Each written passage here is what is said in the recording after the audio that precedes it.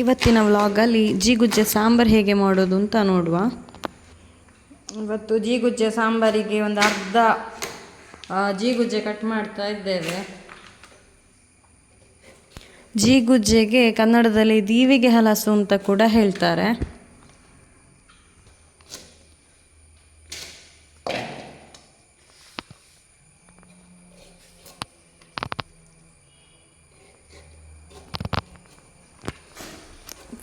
ಜೀಗುಜ್ಜೆ ತುಂಡನ್ನು ಫಸ್ಟ್ ಅರ್ಧ ಭಾಗ ಮಾಡಬೇಕು, ಮತ್ತು ಅದರಲ್ಲಿ ಒಂದು 4 ಭಾಗ ಮಾಡಿ ಹಿಂದೆ ಇರುವ ಸಿಪ್ಪೆ ತೆಗೆದು ಮುಂದೆ ಇರುವ ಗೂಂಜಿಯನ್ನು ತೆಗೆದು ಹೀಗೆ ಸಣ್ಣ ಸಣ್ಣ ಭಾಗ ಮಾಡಿಕೊಳ್ಬೇಕು.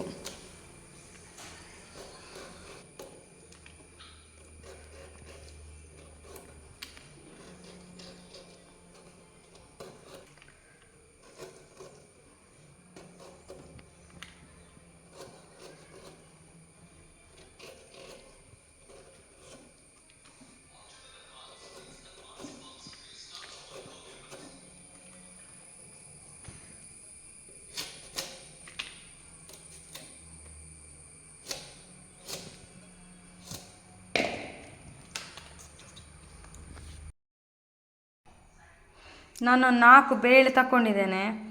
ಇದನ್ನೀಗ ಬೇಯಲಿಕ್ಕೆ ಇಡುವ. ಇದಕ್ಕೆ ಸ್ವಲ್ಪ ಅರಸಿನ ಮತ್ತು ಎಣ್ಣೆ ಹಾಕಿ ಬೇಯಲಿಕ್ಕೆ ಇಡುವ. ನಾನು ಬೇಳೆ ಎಲ್ಲ ನೆನೆಸೋದಿಲ್ಲ, ಡೈರೆಕ್ಟ್ ಕುಕ್ಕರಿಗೆ ಹಾಕಿ ಒಂಚೂರು ತೊಳ್ಕೊಳ್ತೇನೆ. ತೊಳ್ಕೊಂಡು ಇದಕ್ಕೆ ಸ್ವಲ್ಪ ಅರಸಿನ ಮತ್ತು ಎಣ್ಣೆ ಮತ್ತು ಸ್ವಲ್ಪ ನೀರು ಹಾಕ್ಕೊಂಡಿದ್ದೇನೆ ಬೇಯಿಸಲಿಕ್ಕೆ.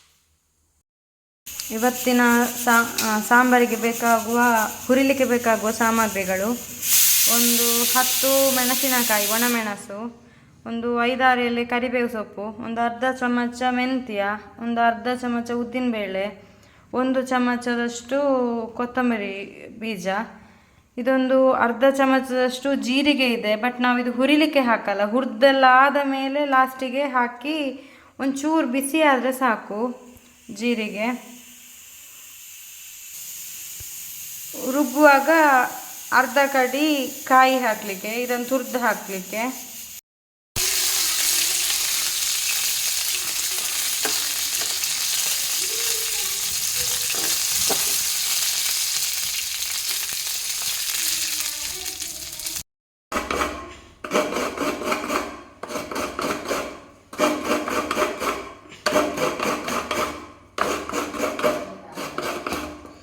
ಈಗ ಬೇಳೆ ಬೆಂದಾಗಿದೆ. ಬೇಳೆಗೆ ಈಗ ಕಟ್ ಮಾಡಿದಂತಹ ಜೀಗುಜ್ಜೆನ ಹಾಕ್ತಾ ಇದ್ದೇವೆ.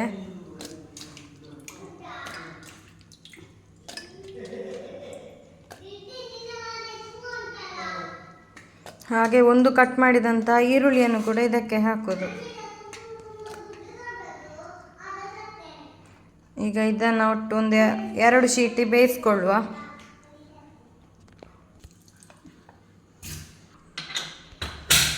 ಅಲ್ಲಿ ಬೇಳೆ ಜೊತೆ ತರಕಾರಿ ಬೇಯುವಾಗ ನಾವಿಲ್ಲಿ ಒಂದು ಮಸಾಲೆ ಮಾಡಿಕೊಂಡು ಬಿಡುವ. ಈಗ ಜಾರಿಗೆ ನಾನು ಅರ್ಧ ಕಡಿ ಕಾಯಿ ತುರಿಯನ್ನು ಹೆರ್ದದ್ದು ಇದಕ್ಕೆ ಹಾಕಿದ್ದೇನೆ. ಹಾಗೆ ಇಲ್ಲಿ ಹುರಿದಂತಹ ಮಸಾಲೆಯನ್ನು ಕೂಡ ಹಾಕಿ ಬಿಡುವ.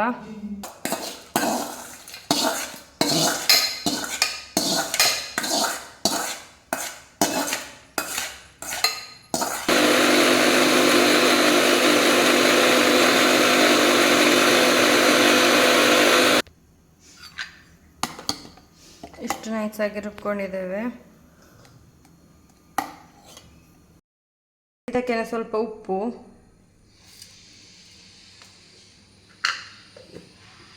ಹುಣಸೆಹಣ್ಣಿನ ನೀರು, ಸ್ವಲ್ಪ ಬೆಲ್ಲ. ನಮ್ಮದು ಹೋಳು ನೋಡಿ ಎಷ್ಟು ಬೆಂದಿದೆ ಅಂತ.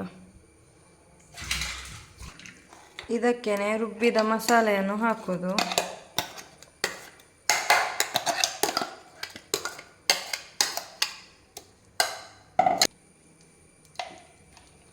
ಜಾರಿಗೆ ಸ್ವಲ್ಪ ನೀರು ಹಾಕಿ ಅದರಲ್ಲಿ ಅಂಟಿದ್ದೆಲ್ಲ ತೆಗೆದು ಬಿಡೋದು ಮಸಾಲೆ.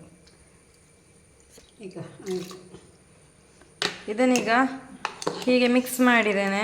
ಈಗ ಇದನ್ನೊಂದು 2 ಕುದಿ ಚಂದ, ಒಂದು ಸಣ್ಣ ಕುದಿ ಬಂದರೆ ಸಾಕು. ಅಲ್ಲಿಗೆ ನಮ್ಮದು ಸಾಂಬಾರು ಆಯಿತು. ಇದಕ್ಕೆ ಉಪ್ಪು ಹುಳಿ ಖಾರ ಎಲ್ಲ ಹಾಕಿ ಆಗಿದೆ. ಇದೊಂದು ಚಂದ ಕುದಿ ಬರಿಸಿದ್ರೆ ಆಯಿತು. ಕುದಿ ಬರುವಾಗ ಒಂದು ಎಲೆ ಕರಿಬೇವು ಸೊಪ್ಪು ಹಾಕಬೇಕು. ಹಾಕ್ತಾ ಇದ್ದೇನೆ. ಇದನ್ನು ಹಾಕಿ ಕುದಿಸಿದರೆ ನಮ್ದು ಇವತ್ತಿನ ಜೀಗುಜ್ಜೆ ಸಾಂಬಾರು ರೆಡಿ.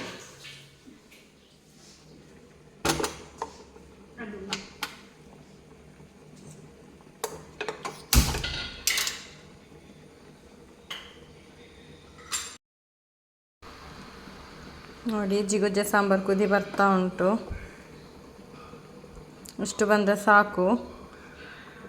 ಇವತ್ತಿನ ವಿಡಿಯೋ ನಿಮಗೆ ಇಷ್ಟ ಆಗಿದ್ದರೆ ನನ್ನ ಚಾನಲ್ಗೆ ಲೈಕ್ ಮಾಡಿ, ಶೇರ್ ಮಾಡಿ, ಕಮೆಂಟ್ ಮಾಡಿ, ಹಾಗೆ ಸಬ್ಸ್ಕ್ರೈಬ್ ಮಾಡೋದನ್ನು ಮರಿಬೇಡಿ.